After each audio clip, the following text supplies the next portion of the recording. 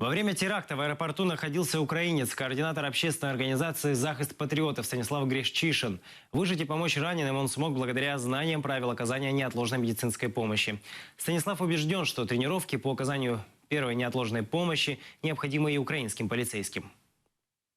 Близько 10-ї ми вийшли з Duty Free в напрямку до терміналу внутрішніх перельотів і пройшли буквально метрів 20-30 і побачили, як по ескалатору біжить поліцейський і працівники якогось закладу в аеропорту.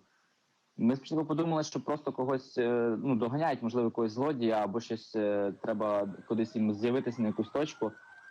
І потім почули ці такі звуки, постріли були, пізніше ми дізналися, що це був Калашніков, навіть автомат такий самий, як у нас побутує.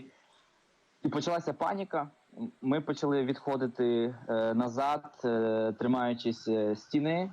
Ми звернули направо, і там був такий маленький службовий вхід в зону Duty Free. А до того, як ми потрапили в зону Duty Free, відбувся вибух на другому поверсі. Він не зачепив людей на першому, але попадали телевізори і почали скло тріщати, такі речі. Тобто тоді всі ще більше почали бігти. Ми тоді перейшли в зону Duty Free і стояли, здавалося, на безпечній відстані, коли відбувся другий вибух, значно сильніший. Напевно, людей 80 туди зайшло, там було багато поліцейських.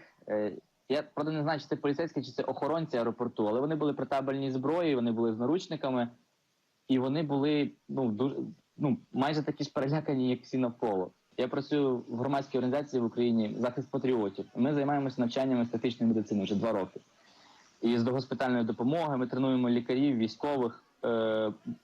І дуже часто робимо симуляції, які імітують щось схоже. Я навіть не задумовувався над діями, просто робив те, що ми зазвичай кажемо нашим курсантам. Так? І я бачив, що у цих поліцейських, наприклад, відсутнє якесь розуміння першої допомоги або як поводитися під час якихось таких речей. У них не було рації для того, щоб комунікувати. Вони всі ходили з мобільними телефонами, а інтернет, мобільний зв'язок відразу в аеропорту просто впав. Тобто я не знаю, хто це був, ми їх не чули, не бачили.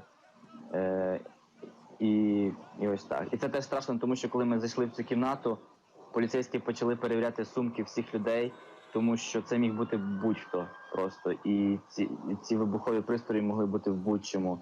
І ти знаходишся в кімнаті з близько сотнею невідомих людей, і всі одне... Тобто, ось насправді цей страх, він працює, це страшна зброя.